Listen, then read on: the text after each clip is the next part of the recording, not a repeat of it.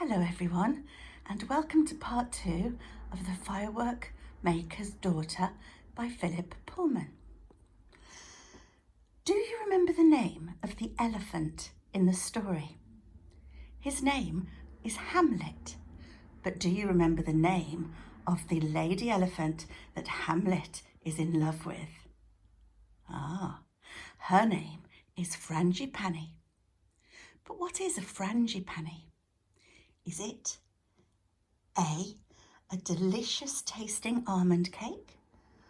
Is it B, an exotic flower? Or is it C, a sweet sounding musical instrument? I will tell you the answer at the end of this video. All right, let's get back to the story. Oops.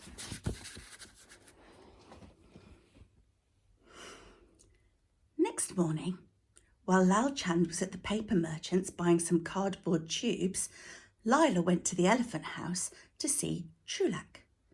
When she heard what Lal Chand had told him, she was furious.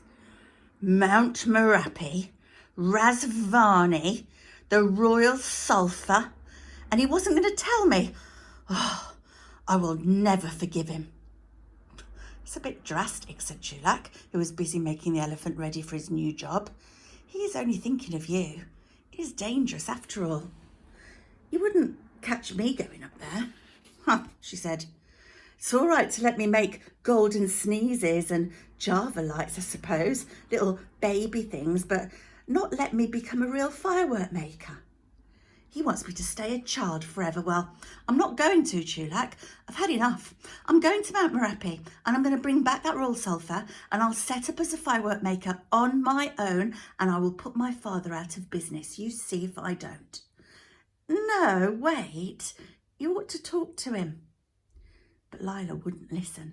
She ran straight home. She packed a little food to eat and a blanket and a few bronze coins, and she left a note on the workshop bench.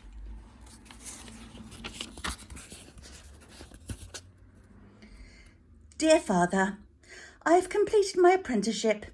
Thank you for all you've taught me. I am going to seek the royal sulphur from Razvani, the fire fiend, and I shall probably not see you again. Your ex-daughter, Lila.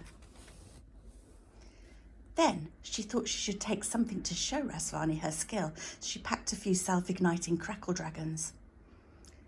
One of the last things that she'd invented was a new way of setting them off. You just had to pull a string instead of setting light to them because the string was soaked with a solution of fire crystals. She put 3 of them in her bag, took one last look around the workshop, and she slipped away. When Lal Chand came back and found her note, he read it with horror. Oh, Lila, Lila, you don't know what you're doing, he cried, and he ran out into the alley. Have you seen Lila? He asked the fried prawn seller. She went off in that direction about half an hour ago. She had a bundle on her back, added the batik painter. Looked as if she was going on a journey. Lal Chand hurried after her at once, but he was an old man and with a weak heart, and he couldn't run fast, and the streets were crowded. Rickshaw drivers jostled with bullock carts, a caravan of silk traders was pushing its way through the market, and in the Grand Boulevard a procession was going past. The crowd was so thick that Lal Chand couldn't move any further. The reason for all the excitement was that the white elephant was being led to his new owner. Chulak was leading Hamlet at the head of the procession, and with them came musicians playing bamboo flutes and banging teak drums and dancers swaying and snapping their fingernails and a troop of servants with tape measures ready to measure Hamlet's new home for the silk curtains and the velvet carpets that the owner would have to buy. Flags flapped and banners waved in the sunlight, and the white elephant shone like a snowy mountain. Lal Chand forced his way through the crowd to Chulak's side.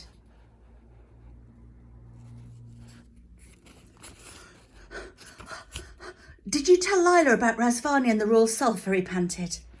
Of course, said Chulak. You should have told her yourself. Why? Well, because she's gone, you wretch. She's gone off by herself to Mount Merapi and she doesn't know the rest of the secret. Why, is there more then? Of course there is, said Lal Chand, struggling to keep up. No one can go into the Fire Fiend's grotto without protection. She needs a flask of magic water from the goddess of the Emerald Lake, otherwise she'll perish in the flames. Oh, Chulak, what have you done? Chulak gulped. They were nearly at the house of the White Elephant's new owner, and they had to slow down in order to allow all the dancers and the musicians and flag bearers to get through the gate first and form two lines for the White Elephant to walk between. Then Hamlet whispered, just loud enough for Chulak to hear, "I'll help find her. Help me get away tonight, Chulak, and we'll go and take Lila the magic water." "Good idea," whispered Chulak, beaming. "Just what I was going to suggest." He turned to Lal Chand and he said, "Listen, I've got a proposition. Me and Hamlet will find her. We'll get out tonight. Emerald Lake, goddess, magic water, Mount Merapi. There's nothing to it." And then Chulak turned to the servants. "Right out the way," he called. "We've got to get him round the corner. Oh, dear, what a narrow gate. That'll have to come down. And what's this? Gravel. What, you want the White Elephant to walk on gravel? Fetch a carpet at once, a red one. Come on, hurry." He clapped his hands and the servants bowed and scampered away. In the background, the new owner was tearing his hair. Chulak whispered to Lal Chand once more, "Don't worry, we'll get away tonight. All we need is a tarpaulin." "Tarpaulin? Whatever for?" "No time to explain now. Just bring one to the gate tonight." And Lal Chand had to make do with that. And he went back to the workshop, feeling heavy-hearted.